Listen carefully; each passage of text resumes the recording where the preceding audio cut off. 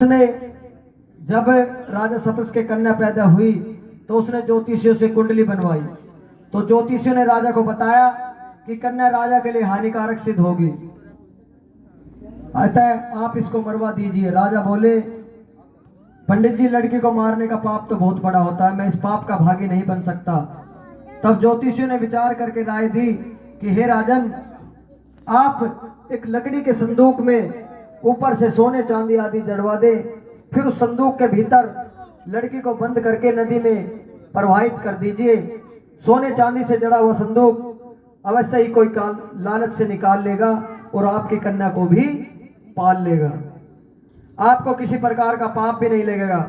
ऐसा ही किया गया। नदी में बहता हुआ संदूक काशी के समीप एक भील को दिखाई दिया।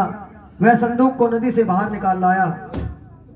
उसने जब संदूक को खोला तो सोने चांदी के अतिरिक्त अत्यंत रूपवान कन्या दिखाई दी। उसके कोई भी संतान नहीं थी। जब उसने अपनी पत्नी को वह कन्या लाकर दी तो पत्नी की प्रसन्नता का ठिकाना न रहा।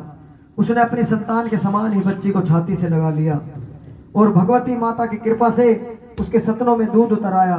पति पत्नी दोनों ने प्रेम से उसका नाम रुक्को रख दिया। रुक्को की सास महाराजा हरिश्चंद्र के घर सफाई आदि का काम करने के लिए जाया करती थी। एक दिन वह बीमार पड़ गई तो नादान रुक्को अपनी सास की जगह महाराजा हरिश्चंद्र के घर काम करने के लिए पहुंच गई। महाराज की पत्नी तारावती ने जब रुक्को को देखा तो वह अपने पूर्ण जन्म के पुण्य से उसे पहचान गई। तब तारावती ने रुक्को से कहा कि हे बहन, तुम मेरे यहाँ निकट आकर बैठो। महारानी की बात सुनकर रुक्को बोली, रानी जी, मैं तो एक भील जाति की हूँ और आप एक रानी हो, मैं आपके पास कैसे बैठ सकती हूँ। तब तारावती ने कहा कि बहन, पूर्व जन्म में तुम मेरी सगी बहन थी, लेकिन एकादशी का व्रत खंडित करने के कारण तुम्हें छिपकली की योनि में जाना पड़ा।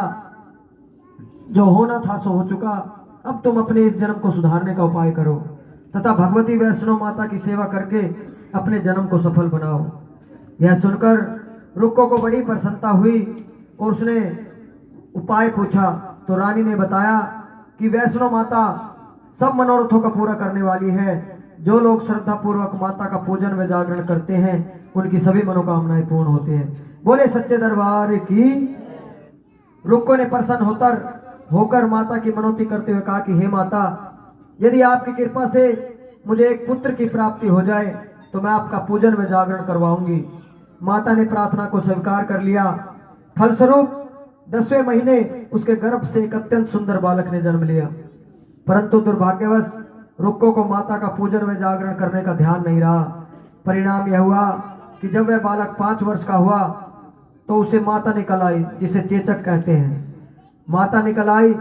रुक्को दुखी होकर अपने पूर्ण जन्म की बहन तारामती के पास आई और बच्चे की सारी बीमारी की बातें सुनाई। तब तारामती ने कहा कि तू जरा ध्यान करके देख, तुझसे माता के पूजन में कोई भूल तो नहीं हुई है। इस बार रुक्को को 6 वर्ष पहले की बात ध्यान आई तो उसने अपने अपराध की क्षमा मांगी। उसने फिर मन ही मन निश्चय किया कि बच्चे को आराम आने पर मैं जागरण अवश्य करवाऊंगी। भगवती की कृपा से बच्चा दूसरे दिन ही ठीक हो गया। तब रुक्को ने देवी के मंदिर में जाकर पंडित जी से कहा कि मुझे अपने घर माता का जागरण करवाना है, अतः आप मंगलवार को मेरे घर पधार कर कीर्तार्थ करें। पंडित जी बोले, अरे रुक्को, तू यही 5 रुपए दे जा, हम तेरे नाम से मंदिर में ही जागरण करवा देंगे। तो एक भील जाति की है, इसलिए हम तेरे घर जाकर देवी का जागरण नहीं कर सकते। रुक्को ने कहा कि हे पंडित जी, माता के दरबार में तो ऊंच नीच का कोई भी भेदभाव नहीं होता, वो तो सब भक्तों पर समान रूप से कृपा करती है, अतः आपको कोई भी ऐतराज नहीं होना चाहिए। इस पर पंडितों ने आपस में विचार करके कहा कि यदि महारानी तारामती तुम्हारे जागरण में पधारे तब तो हम भी आना स्वीकार कर लेंगे। यह सुनकर रुक्को महारानी तारा देवी के पास गई और सारी बातें महारानी को बताई। तारामती ने जागरण में सम्मिलित होना स्वीकार कर लिया।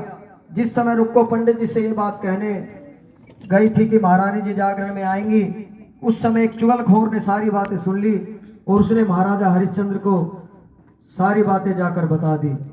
राजा ने उसकी बातें सुनकर कहा कि तेरी बात झूठी है, महारानी उन भीलों के घर जागरण में नहीं जा सकती। फिर भी परीक्षा लेने के लिए उसने रात को अपनी उंगली पर थोड़ा सा चीरा लगा लिया जिससे कि नींद न आए। रानी तारामती ने जब देखा कि जागरण का समय हो रहा है परंतु महाराज को नींद नहीं आ रही तो उसने माता वैष्णो देवी से मन ही मन प्रार्थना की कि हे माता, आप किसी भी उपाय से राजा को सुला दे ताकि मैं जागरण में सम्मिलित हो सकूं। तब राजा को नींद आ गई तो तारामती रोशनदान से रस्सा बांधकर महल से उतरी और रुक्कों के घर जा पहुंची। बोले सच्चे दरबार की।